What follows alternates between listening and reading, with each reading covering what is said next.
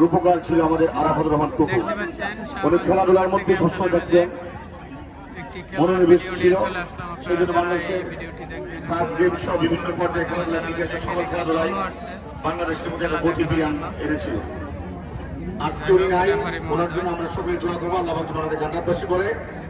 এবং আমরা বিশ্বাস করি এই যে আজকের এই টান টান উত্তেজনায় আজকের খেলা দুইটা ডিস্ট্রিক্ট বলা চলে, যদিও শাহবাজপুর আর মাধবপুর খেলা হচ্ছে হলিগঞ্জ এবং ব্রাহ্মণবাড়ি।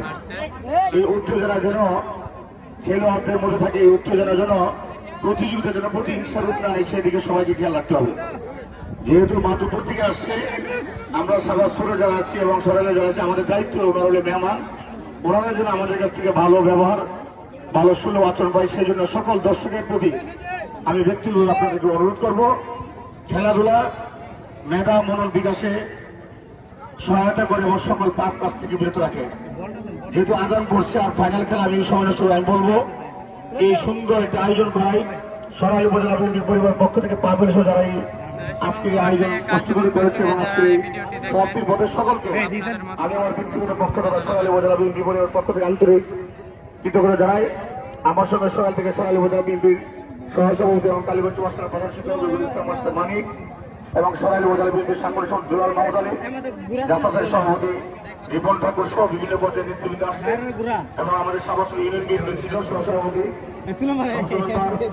যুবদল আহ্বায়ক শাহীন টুরুবাই মেম্বার সহ সকলকে আন্তরিক ধন্যবাদ কৃতজ্ঞতা জানাই এবং সুন্দর একটি ফাইনাল দেখার প্রত্যাশা ব্যক্ত করে এবং সকল খেলোয়াড়দের বলবো আপনারা রেফারির সিদ্ধান্ত চূড়ান্ত সিদ্ধান্ত আপনারা, কারণ খেলাধুলার দুই দলের খেলোয়াড়দের বলবো আপনারা খেলার যে পরিমাণ দর্শক রয়েছে আপনারা আপনাদের সাধ্যমতো খেলবেন, তবে নিয়মে ব্যক্ত করবেন না এবং শৃঙ্খলা মাঠে রাখবেন। সেই সুন্দর খেলার দেখা প্রত্যাশা ব্যক্ত করে এবং আজকে এই ফাইনাল খেলার আনুষ্ঠানিক শুভ উদ্বোধন ঘোষণা করে আমি আমার সংক্ষিপ্ত বক্তব্য শেষ করছি।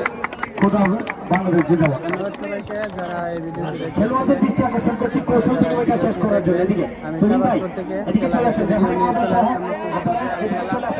কৌশল বিনিময়ের কাজটা যেটা সেটা শেষ করার জন্য আমি অনুরোধ জানাচ্ছি জুয়েল খান স্পোর্টিং ক্লাব এদিক থেকে সারিবদ্ধ হবে। আপনারা একটু পিছান, আপনারা একটু পিছান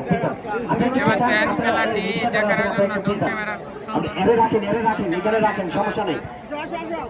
এদিক থেকে খেলোয়াড়দের দৃষ্টি আকর্ষণ করছি, রাখেন এদিক থেকে ওনাদের সাথে কৌশল বিনিময়। আপনার খেলোয়াড় কই আর বাকি না কই? জুয়েল খান স্পোর্টিং ক্লাব আপনাদের দৃষ্টি আকর্ষণ করছি, রেফারি মহোদয় সহ আপনারা এদিকে চলে আসবেন, যারা আছেন আপনারা সহ চলে আসবেন। অসংখ্য ধন্যবাদ মন্ডলী। এই মুহূর্তে আগামী বিরতি যাই হোক, এই খেলাটি যারা উপভোগ করবেন তাদেরকে অসংখ্য ধন্যবাদ সবাইকে। আসসালামু আলাইকুম।